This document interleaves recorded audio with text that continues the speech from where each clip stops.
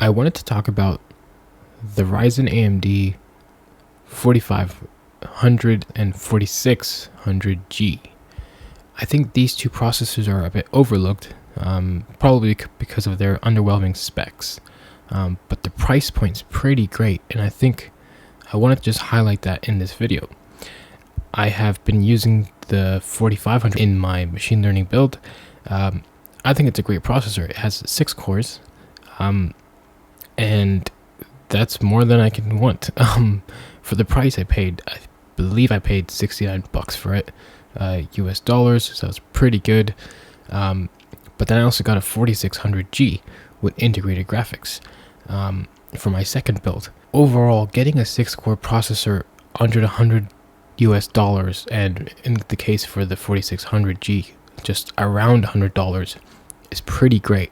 I understand that there was a lot of backlash in the community about this processor, specifically the 4500, but I kind of want to just say, for other workloads like machine learning in my case, or anything like productivity, a 6-core CPU under $100 is pretty great, and I think it's a bit of a shame to overlook it.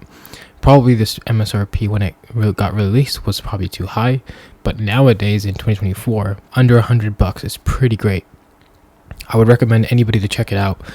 For me, it's been great. The temps have been great. The processor doesn't, it doesn't show any lag. It's great. Anything I do, I throw at it. I did some CPU inference and CPU training. It was pretty good. It's a bit weird to do that for machine learning, but I did it anyways. It was pretty good. We probably emphasize too much on the specs, and we sometimes forget the value proposition we get. For an entry budget CPU, I think you can't go wrong with the 4500 or 4600G in this case, with integrated graphics. That's pretty awesome, I think.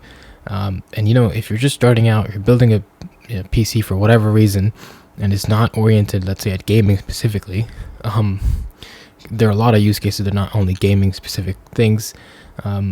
I think it's a great processor. Like back in the day, getting a 6-core CPU was mad. It was so hard to get it, and now it's just readily available. It's pretty incredible, I think, the leaps that we've made in CPU technology. But yeah, I think don't sit on this. I appreciate that, it's probably not the most speckiest CPU, but it's really good for the money. And take a look.